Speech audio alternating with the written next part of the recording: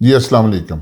मुझे उम्मीद है कि आप तमाम दोस्त खैरियत से होंगे और आज की वीडियो में हम एक बहुत इंपॉर्टेंट चीज़ आपसे डिस्कस करने जा रहे हैं, वो है अबाउट स्टडी इन ऑस्ट्रेलिया। तो और ये स्टडी इन ऑस्ट्रेलिया में यूनिवर्सिटी ऑफ वुलोंगोंग जो एक बड़ी पॉपुलर डेस्टिनेशन है for Pakistan students in Sydney और वुलोंगोंग, उसके हवाले से अपडेट्स हैं, वो मैं अपडेट्स आपसे शेयर करने जा रहा हूँ। एंड आई होप कि आपको ये updates will be of your interest और आई रिक्वेस्ट यू कि आप हमारे चैनल को सब्सक्राइब करें और till the last moment video को देखें ताकि आपको पूरी अपडेट्स की प्रॉपर अंडरस्टैंडिंग आ सके। जैसे कि आपको पता है कि जीटी जेन्युइन टेम्पररी एंट्रेंट एक स्टे प्रोसेस आजकल ऑस्ट्रेलिया में बड़ा इंपॉर्टेंट है और हर यूनिवर्सिटी एडमिशन के बाद इसको लेके आगे चलती है और ये सबसे मुश्किल पार्ट होता है स्टूडेंट वीज़े का स्टडी इन ऑस्ट्रेलिया के हवाले से।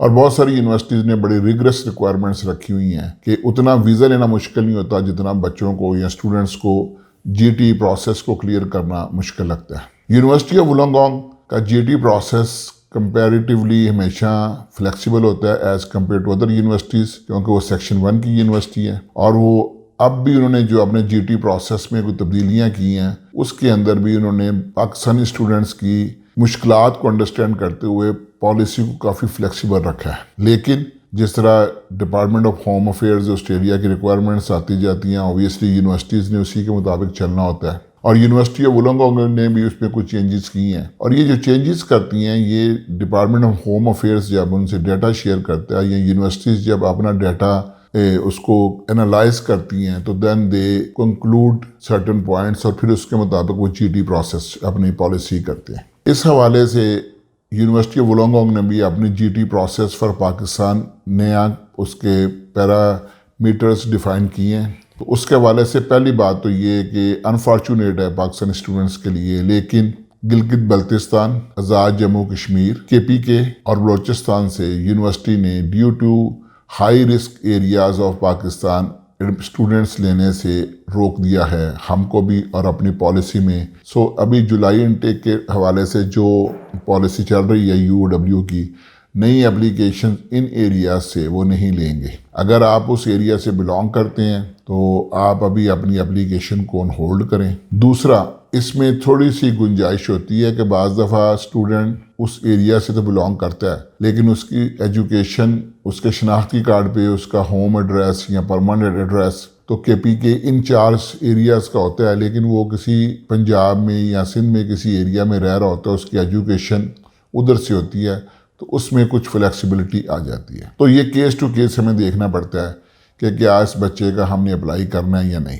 सो नंबर 1 पॉइंट इज़ कि आपको ये 4 एरिया से 4 प्रोविंसेस से, जिसमें बलोचिस्तान, केपीके, गिलगित बल्तिस्तान और एक फेडरल एडमिनिस्ट्रेटिव टेरिटरी जो हमारा इंडिपेंडेंट कश्मीर है, आज़ाद कश्मीर, उससे वो स्टूडेंट्स नहीं ले रहे। नंबर 2 पॉइंट ये कि यूनिवर्सिटी ऑफ वुलोंगोंग ने, और यूनिवर्सिटी ऑफ वुलोंगोंग में यूनिवर्सिटी ऑफ वुलोंगोंग कॉलेज भी उसी का हिस्सा है जिसमें पाथवेज ऑफर होती हैं, डिप्लोमा और फाउंडेशन। उसके लिए एज लिमिट मुकर्रर की है कि कौन कितनी एज का बच्चा किस लेवल के कोर्स में जा सकता है। तो अगर आप फाउंडेशन या डिप्लोमा लीडिंग टू बैचलर जा रहे हैं तो उसके लिए यूनिवर्सिटी ऑफ वुलोंगोंग ने एज जो तय की है वो है 19 ईयर्स। अगर आपकी एज 19 साल से ज़्यादा है तो आप फाउंडेशन या डिप्लोमा के लिए नहीं जा सकते। तो एक ये इम्पॉर्टेंट पॉइंट। दूसरा, अगर आप अंडर ग्रेजुएट बैचलर डिग्री के लिए जा रहे हैं तो फिर आपकी एज 21 साल तक आप अप्लाई कर सकते हैं। सो डिप्लोमा एंड फाउंडेशन स्टूडेंट्स जो डायरेक्ट डिग्री के लिए 12 साल की एजुकेशन के साथ क्वालिफाई नहीं करते,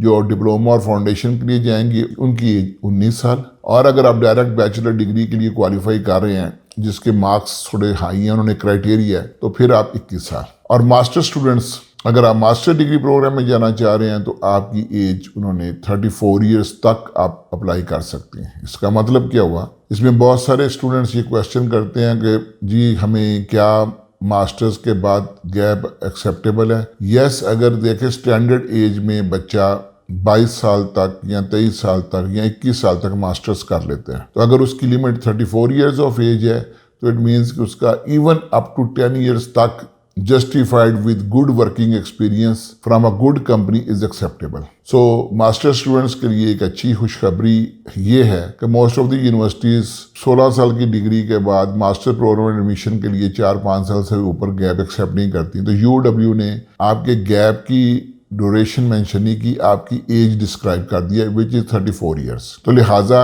ये एक अच्छा साइन है for post graduate students who are willing to apply in University of Wollongong. इसी तरह जिस तरह मैंने बताया कि फाउंडेशन के लिए और डिप्लोमा के लिए एज 19 साल है और undergraduate admission degree program के लिए 21 साल है, लेकिन उसके साथ एक और कदगन लगाई कि आपका इंटरमीडिएट के बाद 1 साल से ज़्यादा स्टडी गैप नहीं होना चाहिए, whether it is with justification without justification, ये 1 साल से ज़्यादा गैप नहीं होना चाहिए। इट मीन्स कि जिन लोगों ने इंटरमीडिएट 2022 में किया सिर्फ जुलाई इनटेक के लिए, वो ही स्टूडेंट्स फाउंडेशन और डिप्लोमा के लिए और अंडर ग्रेड डिग्री प्रोग्राम के लिए एलिजिबल है। अगर आपका गैप 1 साल से ज़्यादा है, even though you have a work experience, कुछ स्टूडेंट्स की कॉल आती है कि सर हमने डिप्लोमा किया हुआ है, तो generally diplomas are not acceptable. हाँ, अगर आपने फाउंडेशन या इंटरमीडिएट के बाद आपने कोई यूनिवर्सिटी डिग्री प्रोग्राम किसी भी यूनिवर्सिटी में एडमिशन लिया और उसका 1-2 सेमेस्टर पास किया हुआ है,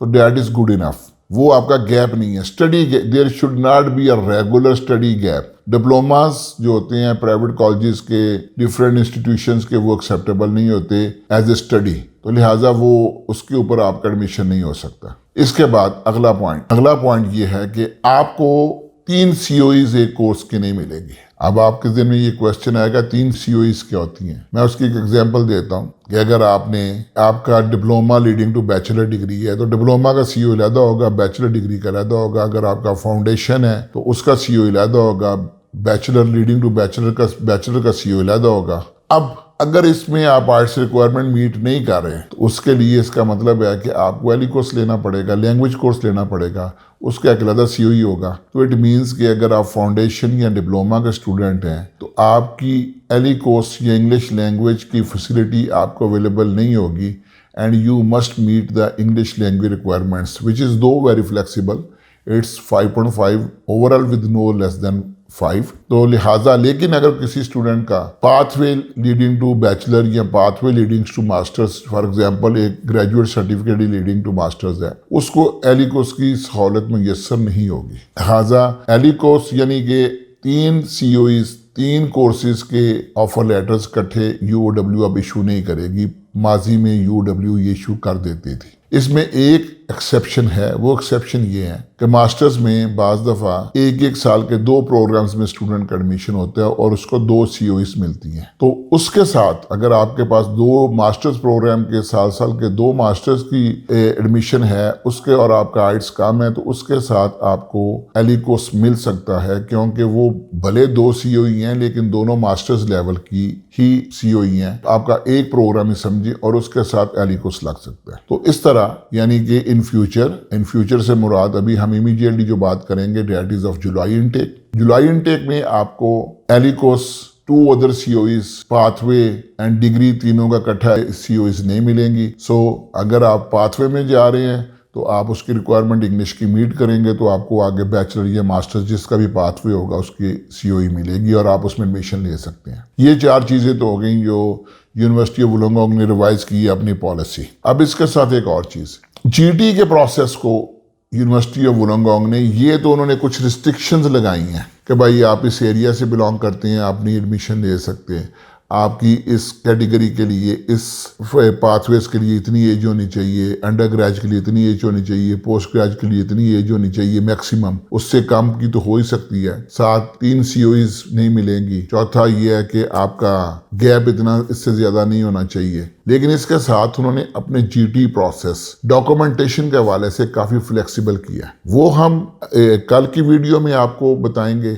लेकिन आज की वीडियो ये इसलिए ज़रूरी थी कि हमें कल से जब हमने हमारे सोशल मीडिया प्लेटफॉर्म्स के ऊपर ये पोस्ट अपडेट हुई अबाउट दीज चेंजेस, तो बहुत सारे बिलीव अस के तकरीबन हंड्रेड्स ऑफ कॉल्स आई हैं। किसी ने कहा जी मेरा तो अनकंडीशनल आ गया हुआ है, किसी ने कहा जी मेरा तो अप्लाई हो चुका हुआ है, किसी ने कहा जी मैं अप्लाई करने जा रहा हूँ और मैं इस एरिया से बिलोंग करता हूँ, या मेरी एज इस ब्रैकेट में नहीं है, या मेरा गैप ज़्यादा है। तो हमने ये वीडियो इसलिए बनाना ज़रूरी समझी कि यूनिवर्सिटी ऑफ वुलंगडोंग, एक तो हम we are proud of University of Wollongong कि हमारी बड़ी प्राइम प्रोडक्ट है। People associate University of Wollongong with us and people associate us with University of Wollongong. So हमने ये समझा कि ये वीडियो बनाएं ताकि आप सब लोगों के नॉलेज में आए और आप इसके मुताबिक चलें। एक बात मैं इसमें ऐड करना चाहूँगा, अगर आपका अनकंडीशनल ऑफर आ चुका है या आपका इवन कंडीशनल ऑफर आ चुका है तो फिर आप उसको ज़रूर प्रोसीड करें। तो हो सकता है कि जो ऑलरेडी ऑफर्स आ चुकी हैं उसके ऊपर यूनिवर्सिटी थोड़ा सा लीनियंट व्यू ले। तो लेकिन आपकी मैं तवक्को करता हूँ कि ये वीडियो आपके लिए बेहतर होगी। आप इससे अपने फ्यूचर के बारे में यूनिवर्सिटी ऑफ वुलंगडोंग की एप्लीकेशन के हवाले से बेहतर डिसीजन कर सकेंगे। लेकिन इसके बावजूद अगर आपको कोई कन्फ्यूजन हो तो स्क्रीन के ऊपर जो नंबर चल रहे हैं उसके ऊपर व्हाट्सएप मैसेज कर लें, उसके ऊपर कॉल कर लें, इस वीडियो के नीचे कमेंट्स में मैसेज करें। We will try to guide you, we will try to guide you as per the policy, ताकि कहीं आपसे आपका टाइम ज़ाया ना हो, आपका कोर्स आप ये ना कर हो कि आप एलिजिबल ना हो और आप अप्लाई करके अपना इनटेक ज़ाया ना करें। We have other options as well. अगर आप यूनिवर्सिटी ऑफ वुलंगडोंग की इस क्राइटेरिया को मीट नहीं कर रहे होंगे, we have other universities on our panel, we have other pathways providers on our panel, and I hope कि we will facilitate you, दो आप यूनिवर्सिटी ऑफ वुलंगडोंग के लिए क्वालिफाई ना भी करते हों तो, but we are bound by the requirements and the restriction imposed by our partners in Australia, and we have to follow these conditions, restrictions.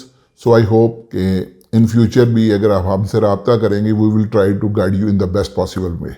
Thank you very much for your time, watching our video and liking our page. Thank you very much.